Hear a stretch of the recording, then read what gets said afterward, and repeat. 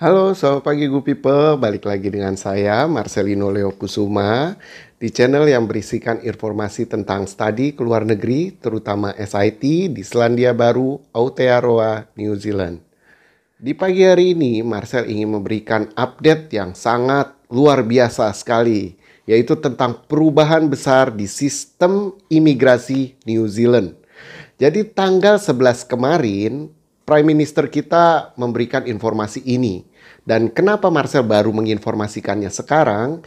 Karena informasi yang diberikan itu berupa poin-poin dan general sebagian besar.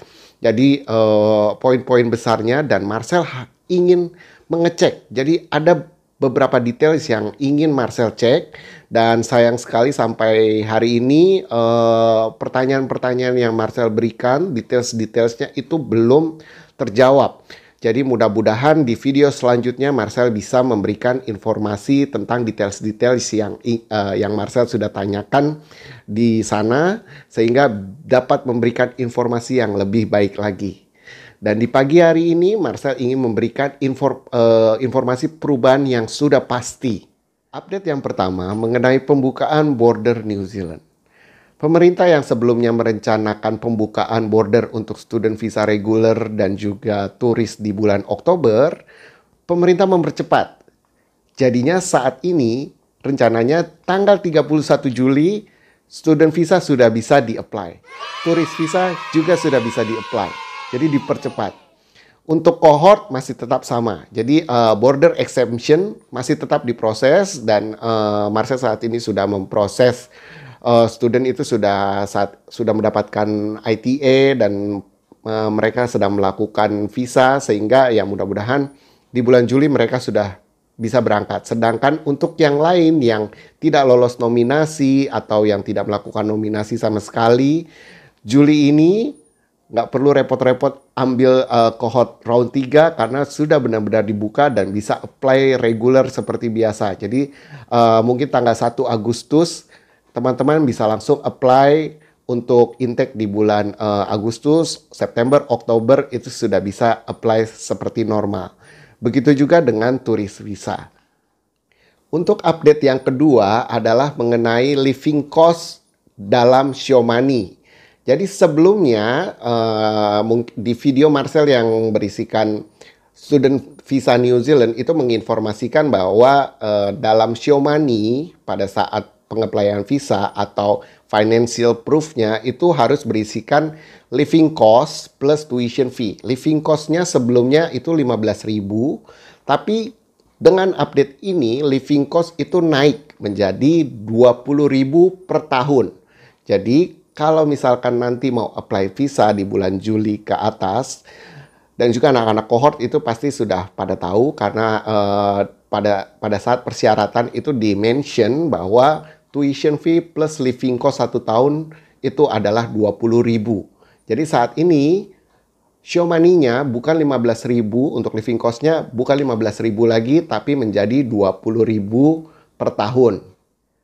Untuk pembayaran uang sekolahnya itu diwajibkan 1 tahun di muka atau setidaknya 1 program pertamanya. Jadi 1 program pertama. Ini untuk program yang lebih dari 1 tahun dan atau program gandengan seperti misalkan Zero Fee English plus Bachelor atau Bachelor tahun pertama, tahun kedua, tahun ketiga, tahun pertamanya itu wajib dibayarkan terlebih dahulu. Kalau misalkan Zero Fee English ada bukti pembayaran depositnya.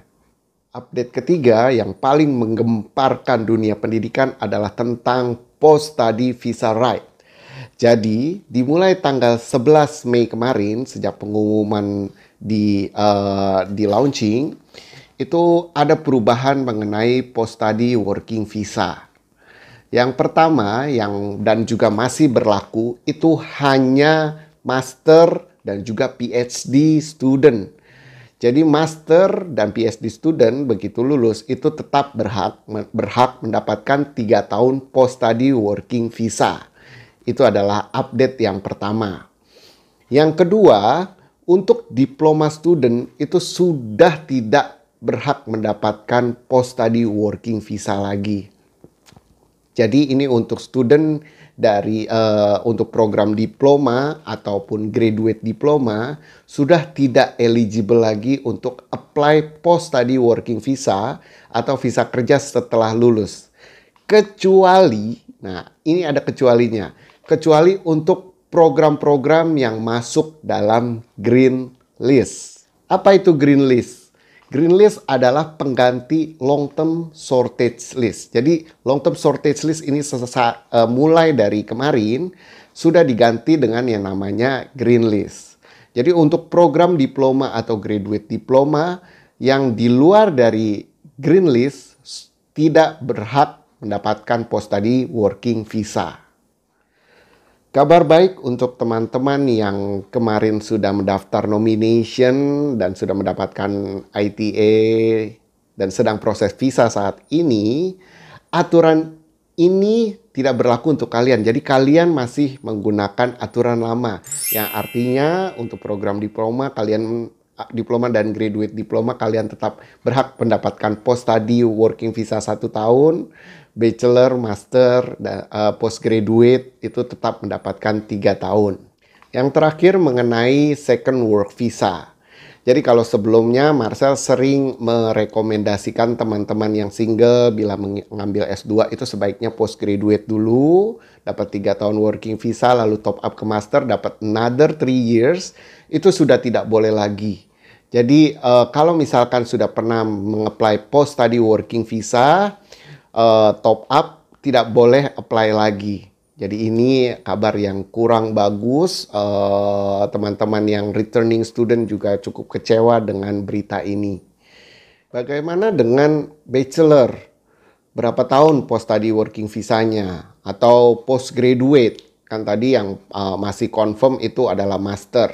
Itu harus Marcel cross check kembali. Jadi Marcel belum dapat jawabannya. Sejauh yang Marcel tahu itu biasanya seharusnya mengikuti durasi. Jadi bachelor itu 3 tahun bachelor mendapatkan tetap 3 tahun post study working visa.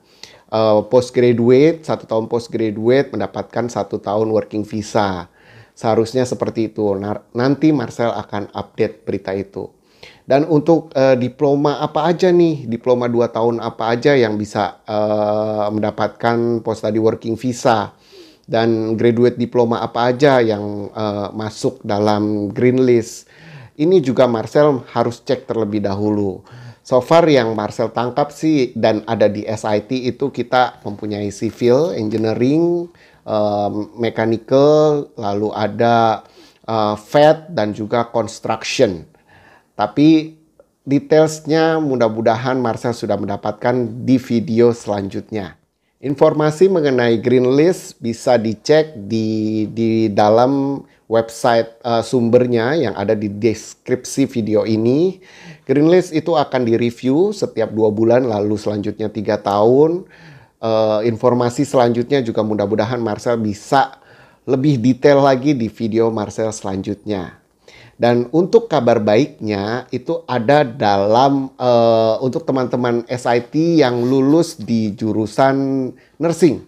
Jadi apabila teman-teman lulusan nursing dari SIT yang sudah pernah yang sudah menggunakan working visanya selama 2 tahun, itu berhak mendapatkan fast track untuk mendapatkan residency. Karena ini fast track, jadi teman-teman lulusan nursing SIT yang sudah 2 tahun bekerja itu bisa mendapatkan residency kurang dari 30 hari sejak apply. Dan kabar baik lainnya juga untuk teman-teman lulusan SIT di sektor engineering, mechanical atau civil dan juga FED. Bila sudah 2 tahun kerja juga, teman-teman itu masuk dalam kategori critical understaffed sector yang dan nanti di bulan September teman-teman bisa apply untuk residency. Oke, tadi adalah update yang baru dirilis kemarin. Karena beritanya belum details, Marcel masih harus cek dan juga mendapatkan klarifikasi lagi tentang details-detailsnya. Mudah-mudahan di next video Marcel bisa memberikan details-details yang terlewatkan di video ini. Dan update yang lain itu mengenai minimum wage. Minimum wage di New Zealand sekarang sudah bukan $20 lagi, tapi naik menjadi $21,20 per jam. This another good news. Dan Marcel ingin memberikan bocoran nih buat teman-teman.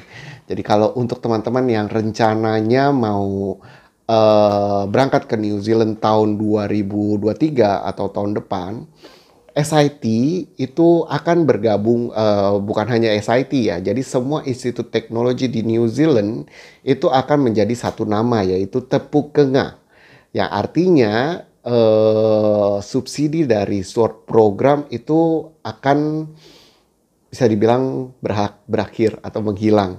Jadi harga untuk semua institut teknologi disamakan sehingga benefit dari harga yang terjangkau SIT itu bisa menghilang.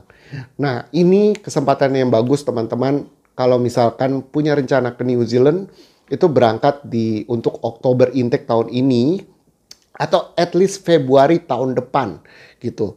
Kalau misalkan Februari tahun depan kita masih bisa fight untuk bilang bahwa offernya sudah diterima di tahun 2022. Jadi ada kemungkinan masih bisa hold harga SIT, tapi tidak confirm. Kalau untuk Oktober ini, confirm masih menggunakan harga SIT. Itu bocorannya. Semoga video kali ini berguna buat teman-teman semua. Kalau misalkan ada pertanyaan, silahkan email ke Marcel dan sebisa mungkin Marcel akan jawab. Oke, sampai ketemu di video Marcel selanjutnya. Have a good day everyone. Stay safe, selamat pagi, dan bye-bye.